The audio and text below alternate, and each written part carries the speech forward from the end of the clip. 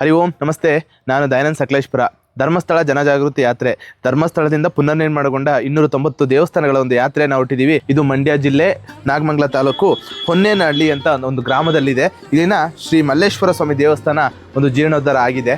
ನಾವು ಇಲ್ಲಿನ ಅರ್ಚಕರಿಗೆ ಫೋನ್ ಮಾಡಿದ್ವಿ. ಅವರು ಬೇರೆ ಊರಲ್ಲಿದ್ದೀನಿ, ಬರೋಕ್ಕಾಗಲ್ಲ ಅಂದರು. ಹಾಗಾಗಿ ಹೊರಗಡೆಯಿಂದನೇ ಒಂದು ವಿಡಿಯೋ ತೆಗೆಯುವಂಥ ಪ್ರಯತ್ನವನ್ನು ಮಾಡ್ತಾ ಇದ್ದೀವಿ. ಎಲ್ಲ ಬೆಳ್ಕೊಂಡಿದೆ, ಹುಲ್ಲೆಲ್ಲ ಬೆಳ್ಕೊಂಡಿದೆ. ಇದು ಧಾರ್ಮಿಕ ದತ್ತಿ ಇಲಾಖೆಗೆ ಸೇರಿಕೊಂಡಿದೆ. ಬನ್ನಿ ದೇವಸ್ಥಾನ ಒಂದು ಪ್ರದಕ್ಷಿಣೆ ಹಾಕಿ ಬರೋಣ. ಏನು ದೇವಸ್ಥಾನ ನೀವು ನೋಡ್ಬೋದು, ಮುಂಚೆ ಹೇಗಿತ್ತು ಅಂತ ಹಳೆ ಫೋಟೋದಲ್ಲಿ ನಾವು ತೋರಿಸ್ತಾ ಇದ್ದೀವಿ. ಹಾಗೇನೆ ಈಗ ಹೇಗಿದೆ ಥರ ಇತ್ತು, ಯಾವ ಥರ ಮಾಡಿದ್ದಾರೆ ಧರ್ಮಸ್ಥಳ ಮತ್ತು ಇಲ್ಲಿನ ಗ್ರಾಮಸ್ಥರು ಹಾಗೂ ಸರ್ಕಾರ ಇಲಾಖೆ ಸೇರಿಕೊಂಡು. ದೇವಸ್ಥಾನದ ಸುತ್ತ ಹುಲ್ಲೆಲ್ಲ ಬೆಳ್ಕೊಂಡಿದೆ. ಗ್ರಾಮಸ್ಥರು ಮತ್ತು ಇಲ್ಲಿನ ಪುರೋಹಿತರು ಯಾರು ಕ್ಲೀನ್ ಮಾಡೋಂಥ ಮಾಡಿಲ್ಲ. ಪೂಜೆಗಳು ಹೇಗೆ ನಡೀತಾ ಇದೆ ಅನ್ನೋದು ಗೊತ್ತಿಲ್ಲ, ಮತ್ತು ಎಷ್ಟು ಖರ್ಚಾಗಿದೆ, ಯಾವಾಗ ಆಗಿದೆ ಅನ್ನೋ ಡೀಟೇಲ್ಸ್ ಕೂಡ ನಮಗಿಲ್ಲಿ ಶಾಸನ ಸಿಕ್ಕಿಲ್ಲ. ಒಳಗಡೆ ಇದ್ದರೆ ನಾವು ನೋಡ್ಬೋದಾಗಿತ್ತು. ನೋಡ್ಬೋದು, ಇಲ್ಲೊಂದು ಕಿಂಡಿಯನ್ನು ಬಿಟ್ಟಿದ್ದಾರೆ ದೇವರ ದರ್ಶನಕ್ಕೆ.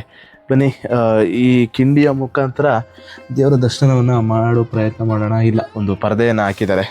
ಆ್ಯಕ್ಚುಲಿ ಕಿಂಡಿ ಮಾಡಿರೋದೇ ದೇವ್ರ ದರ್ಶನಕ್ಕೋಸ್ಕರ, ಆದರೆ ಇಲ್ಲಿ ಒಂದು ಪರದೆಯನ್ನು ಹಾಕಿದ್ದಾರೆ. ಈ ದೇವಸ್ಥಾನ ಊರಿನ ಮಧ್ಯಭಾಗದಲ್ಲಿ ಏನೊಂದು ಸರ್ಕಲ್ ಇರುತ್ತೆ ಅಲ್ಲೇ ಇದೆ, ಮತ್ತು ಒಂದು ಎತ್ತರದ ಪ್ರದೇಶದಲ್ಲಿದೆ. ತುಂಬ ಸುಂದರವಾಗಿದೆ. ದೇವಸ್ಥಾನದ ಮುಂಭಾಗದಲ್ಲೇ ಅಂದರೆ ದಾರಿಲಿನಲ್ಲೇ ಒಂದು ಬಿಲ್ಲೋಪತ್ರೆ ಮರನ ನಾವು ನೋಡ್ಬೋದು. ಶಿವನಿಗೆ ಪ್ರಿಯವಾದ ಬಿಲ್ಲೋಪತ್ರೆ ಮರ. ನಿನ್ನೆ ನಾಗಮಂಗಲ ಹೋಗಿ ಬೇರೆ ಬೇರೆ ಊರು ನೀರು ಕುಡಿದೋದ್ರಿಂದ ಒಂದು ಸ್ವಲ್ಪ ಶೀತ ಮತ್ತು ಜ್ವರ ಬರೋ ಥರ ಇದೆ ನನಗೆ. ಆದರೂ ಕೂಡ ಕಷ್ಟಪಟ್ಟು ವೀಡಿಯೋ ಮಾಡ್ತಾ ಇದ್ದೀವಿ, ಮಾಡಲೇಬೇಕು. ಒಂದು ದೇವಸ್ಥಾನ ಇದೆ, ಅದು ಮುಗಿಸಿದ್ರೆ ಇವತ್ತಿಗೆ ನಮಗೆ ನಾಗಮಂಗಲ ಮುಗಿಯುತ್ತೆ. ಯಾರ್ಯಾರು ವೀಡಿಯೋ ನೋಡ್ತಾ ಇದ್ದಾರೆ ತಪ್ಪದೆ ಶೇರ್ ಮಾಡಿ, ಲೈಕ್ ಮಾಡಿ, ಹಾಗೆ ನಿಮ್ಮ ಅಭಿಪ್ರಾಯಗಳನ್ನು ಕಮೆಂಟ್ಸ್ ಮಾಡಿ. ಧನ್ಯವಾದಗಳು. ಹರಿ ಓಂ ನಮಸ್ತೆ. ನಾನು ದಯಾನಂದ್ ಸಕಲೇಶ್ಪುರ. ಧರ್ಮಸ್ಥಳ ಜನಜಾಗೃತಿ ಯಾತ್ರೆ, ಧರ್ಮಸ್ಥಳದಿಂದ ಪುನರ್ನಿರ್ಮಾಣಗೊಂಡ ದೇವಸ್ಥಾನಗಳ ಒಂದು ಯಾತ್ರೆ ನಾವು ಹೊರಟಿದ್ದೀವಿ. ಇದು 290 ದೇವಸ್ಥಾನಗಳಿದ್ದಾವೆ. ಈ ದೇವಸ್ಥಾನಗಳ ಯಾತ್ರೆಯಲ್ಲಿ ಇವಾಗ 62ನೇ ಕ್ಷೇತ್ರಕ್ಕೆ ನಾವು ಬಂದಿದ್ದೀವಿ. ಇದು ನಾಗಲಾಪುರಂ ಅಂತ, ನಾಗಮಂಗಲ ತಾಲೂಕು, ಮಂಡ್ಯ ಡಿಸ್ಟಿಕ್ಕಲ್ಲಿ ಬರುತ್ತೆ. ಬನ್ನಿ ದೇವಸ್ಥಾನವನ್ನು ನೋಡೋಣ. ಇಲ್ಲಿನ ಬ್ಯಾಟರಾಮ ಸ್ವಾಮಿ ದೇವರ ಒಂದು ದೇವಸ್ಥಾನ ಒಂದು ಅಭಿವೃದ್ಧಿ ಆಗಿದೆ. ಎಷ್ಟರಲ್ಲಾಗಿದೆ ಹೇಗೆ ಅಂತ ಒಳಗಡೆ ನೋಡಿ ತಿಳ್ಕೊಳ್ಳೋಣ ಬನ್ನಿ. ಇದೇನು ನೀವು ಮುಖ್ಯ ದ್ವಾರ ನೋಡ್ಬೋದು, ಎಷ್ಟು ದೊಡ್ಡದಾಗಿದೆ ಅಂತ ಹೇಳ್ಬಿಟ್ಟು.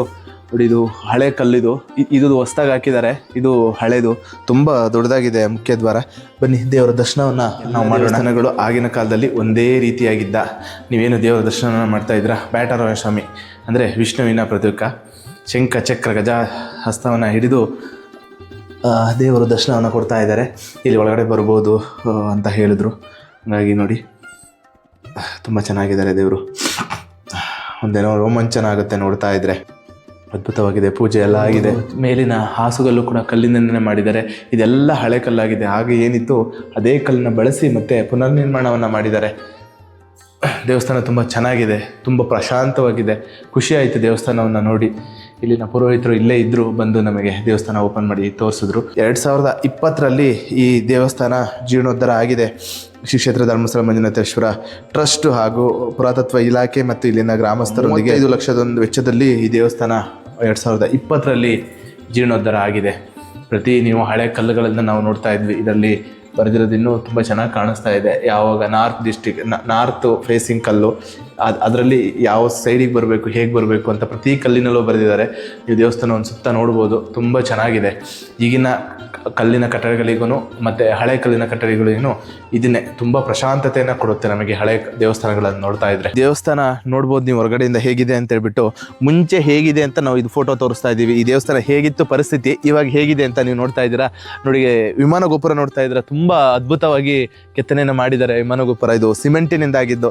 ನಾವು ಇಂದಿನ ದೇವಸ್ಥಾನಗಳಲ್ಲೆಲ್ಲ ಕಲ್ಲಿಂದ ನೋಡ್ಕೊಂಡು ಬರ್ತಾ ಇದ್ವಿ, ಇದು ಸಿಮೆಂಟಿನಿಂದ ಮಾಡಿದ್ದಾರೆ. ಹಾಗೇನೇ ಇಲ್ಲೇ ಗ್ರಾಮಸ್ಥರು ಇಲ್ಲಿನ ಪಕ್ಕದಲ್ಲಿರುವಂಥ ಇನ್ನೊಂದು ದೇವಸ್ಥಾನ, ಚಿಕ್ಕ ದೇವಸ್ಥಾನ ಇದೆ, ಅದನ್ನು ಕೂಡ ನಾವು ರೆಡಿ ಮಾಡಬೇಕು ಅಂತ ಕೇಳ್ಕೊಂಡಾಗ ಅದನ್ನು ಕೂಡ ಧರ್ಮಸ್ಥಳದಿಂದನೇ ರೆಡಿ ಮಾಡಿಕೊಟ್ಟಿದ್ದಾರೆ. ಬನ್ನಿ ನೋಡೋಣ, ಅಲ್ಲೇ ಹೋಗ್ತಾ ಇದ್ದೀವಿ. ಈ ದೇವರ ಹೆಸರು ಕೋಡಿ ಮಾಧವರಾಯ ಸ್ವಾಮಿ ಅಂತ ಇಲ್ಲಿರುವ ದೇವಸ್ಥಾನದ ದೇವರ ಹೆಸರು. ಆ ದೇವಸ್ಥಾನದ ಹಿಂಭಾಗದಲ್ಲೇ ಇದೆ ಒಂದು ಪುಟ್ಟ ದೇವಸ್ಥಾನ, ಒಂದು ಜಮೀನಿನ ಮಧ್ಯದಲ್ಲಿದೆ. ಬನ್ನಿ ದರ್ಶನವನ್ನು ಮಾಡೋಣ. ಇಲ್ಲಿನ ದೇವರ ಕೆತ್ತನೆ ನೋಡ್ಬೋದು. ಇದು ಹೊಯ್ಸಳ ಕಾಲದ ಕೆತ್ತನೆ ಆಗಿದೆ. ಯಾಕೆಂದರೆ ಬೇಲೂರು ಹಳೆಬೀಡಲ್ಲಿ ಏನಿದೆ ಅದೇ ಥರ ನಾವು ವಿಗ್ರಹ ಇಲ್ಲಿ ನಾವು ನೋಡ್ಬೋದು. ತುಂಬ ಪುರಾತನ ಕಾಲವಾದಂಥದ್ದು. ಶಂಖ ಚಕ್ರ ಗಜಹಸ್ತ ಹಿಡಿದಿರೋಂಥ ವಿಷ್ಣುವರು. ತುಂಬ ಚೆನ್ನಾಗಿದೆ ದೇವಸ್ಥಾನ, ಚಿಕ್ಕದಾದ ದೇವಸ್ಥಾನ. ಬಟ್ ಇಲ್ಲಿ ಪ್ರತಿನಿತ್ಯ ಪೂಜೆ ನಡೀತಾ ಇದೆ, ಅದೊಂದು ಖುಷಿ ವಿಚಾರ. ಯಾವ ದೇವಸ್ಥಾನಗಳಲ್ಲಿ ಅಥವಾ ಊರಿನಲ್ಲಿ ಪೂಜೆಗಳು ಪುರಸ್ಕಾರಗಳು ಚೆನ್ನಾಗಿ ನಡೆಯುತ್ತೋ ಆ ದೇವಸ್ಥಾನಗಳ ಅಭಿವೃದ್ಧಿ ಆಗುತ್ತೆ. ಅತಿ ಪುಟ್ಟ ದೇವಸ್ಥಾನ. ಈಗೇನು ನೋಡ್ತಾ ಇದ್ರೆ ಅದೇ ಮುಖ್ಯ ದೇವಸ್ಥಾನ. ಅದರದ ಜೀರ್ಣೋದ್ಧಾರದ ಅದ್ರ ಜೊತೆಗೆ ಈ ಜೀರ್ಣೋದ್ಧಾರ ಆಗಿದೆ. ಯಾರೆಲ್ಲ ವಿಡಿಯೋ ನೋಡ್ತಾ ಇದ್ದೀರಾ ದಯವಿಟ್ಟು ಶೇರ್ ಮಾಡಿ, ಕಮೆಂಟ್ ಮಾಡಿ, ನಿಮ್ಮ ಅಭಿಪ್ರಾಯಗಳನ್ನು ತಿಳಿಸಿ, ಹಾಗೆ ಲೈಕ್ ಮಾಡಿ. ಧನ್ಯವಾದ.